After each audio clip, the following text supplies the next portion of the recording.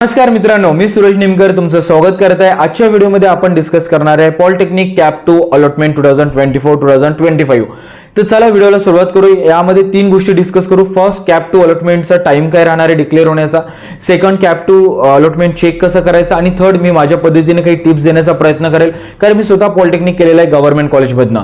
तर चला मित्रांनो, पहिले कॅप 2 चा डिक्लेअर टाइम काय राहणार त्याच्याबद्दल डिस्कस करू। तुम्ही पण कमेंट बॉक्समध्ये सेम क्वेश्चन विचारताय, माझे पण जे रिलेटिव्हचे मुलं आहेत ते पण विचारतायत, तर आम्ही डीटी हेल्पलाईन नंबरला कनेक्ट केला, तर तुम्हाला इथे सिम्युलेटेड एक क्लिप बघायला मिळत असेल, तर ती क्लिप बघा तुम्ही।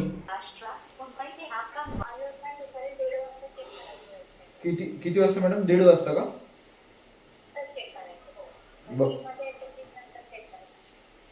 ओके ओके, 1:30 किंवा 3 नंतर।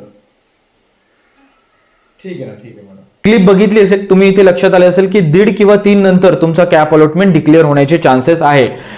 तर बेसिकली एवढं ताण घेण्याची गरज नाही किंवा पॅनिक होण्याची गरज नाही। टायमिंगला घेऊन मी तुम्हाला माझं पर्सनल सजेशन करेल की जेवण करून ठेवा, म्हणजे रिझल्ट काही पण असो तर म्हणजे पेट पूजा तरी झालेली पाहिजे। तर हा फर्स्ट पॉईंट। सेकंड, आता आपण डिस्कस करूया कॅप अलॉटमेंट चेक कसं करायचं। तुम्ही प्रॉपरली स्क्रीन शेअर करून तुम्हाला इथे शोकेस करतोय। तर तुम्ही होम मध्ये जेव्हा आहे, होमच्या लेफ्ट साइडने जर तुम्ही इथे ऑब्झर्व करणार तर तुम्हाला दिसत असेल इम्पॉर्टंट लिंक्स दिसत आहे। मी स्क्रोल करत आहे खाली, इथे स्क्रोल जर केलं तर इम्पॉर्टंट लिंक्स आहे, याला क्लिक करायचं। एक मिनिट, इम्पॉर्टंट लिंक्सला क्लिक केलं, इथे बघा तुम्हाला check provisional allotment status for CAP round 1 हे दिसत आहे आणि इन्स्टिट्यूट वाईज अलॉटमेंट दिसत आहे। तर याच्याच वर येणार check provisional allotment status for CAP round 2, त्याला क्लिक केलं की मागे जसं तुम्ही कॅप राउंड 1 सिलेक्ट केला तसंच लॉग इन आयडी पासवर्ड कॅप्चे टाकलं की तुम्ही आपलं कॅप 2 चा रिझल्ट बघू शकतात। तर हे बेसिक आहे प्रोसेस, तुम्हाला ऑलरेडी माहिती आहे, एवढं काही रॉकेट सायन्स नाही त्याच्यामध्ये। आता थर्ड गोष्ट खूप जास्त महत्त्वाची मित्रांनो, की आता मला कॉलेज मिळालं नाही तर सर मी ऍडमिशन घ्यायला पाहिजे का, की पुन्हा कॅप 3 साठी जायला पाहिजे। बघा मी ना एकदम लहान बहीण भावांसारखं तुम्हाला सजेस्ट करण्याचा प्रयत्न करतो।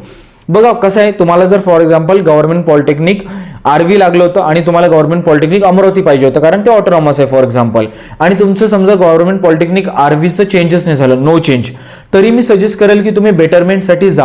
कारण मित्रांनो काय आहे, बेटरमेंट ट्राय करणं आपल्या हातामध्ये आहे। लवकर पण ऍडमिशन घेतली तर असं तर काही नाही की कॉलेज लवकर चालू होणार आहे, तर माझी सजेशन राहील की बेटरमेंटसाठी जा, फर्स्ट पॉईंट।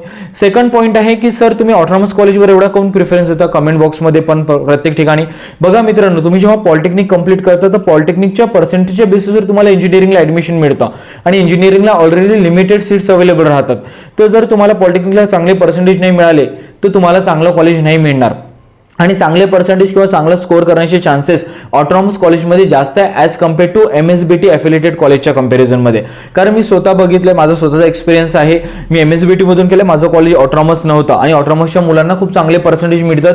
तुम्ही बघा मेजरली COPला गव्हर्नमेंट इंजिनिअरिंग कॉलेजेस अमरावतीचं असो, छत्रपती संभाजीनगरचं असो, वालचंद असो किंवा VGT असो, इथं मेजरली जी मुलं पॉलिटेक्निकच्या बेसवर ऍडमिशन घेतात ते गव्हर्नमेंट पॉलिटेक्निक ऑटोनॉमस कॉलेजमध्ये असतात, कारण त्यांनाच 95, 97-98% स्कोर करणं पॉसिबल असतं ॲज कम्पेअर टू MSBTच्या स्टुडंटपेक्षा। Second point. आणि थर्ड पॉईंट, जर समजा तुम्ही सॅटिस्फाईड असाल, तुम्हाला वाटत असेल की हेच कॉलेज मला मिळू शकतं, या ब्रँचला मी सॅटिस्फाईड आहे, तर तुम्ही फ्रीज पण करू शकता। शेवटी डिसिजन तुमचाच आहे। मी तरी टिप्स देण्याचा प्रयत्न केला। जर तुम्हाला काही पण कन्फ्युजन असेल, काही विचारायचं असेल तर कमेंट बॉक्समध्ये मला नक्की विचार, आणि चॅनलला सबस्क्राईब करून विसरू नका मित्रांनो, कारण इथून पुढे पण आपण तुम्हाला व्हॅल्युएटेड कंटेंट प्रोव्हाइड करणार, जसं पॉडकास्ट झालं, पॉलिटेक्निकला कसं प्लॅनिंग करायचं, कशा प्रकारे फायनल इयरला चांगला स्कोर करायचा, टाइम टू टाइम मी चांगले महत्त्वाचे व्हिडिओज आणत राहील, म्हणून चॅनलला सपोर्ट करा। आणि व्हिडिओ आवडला असेल तर कमेंट बॉक्समध्ये सुद्धा नक्की कळवा। व्हिडिओला बघण्यासाठी धन्यवाद।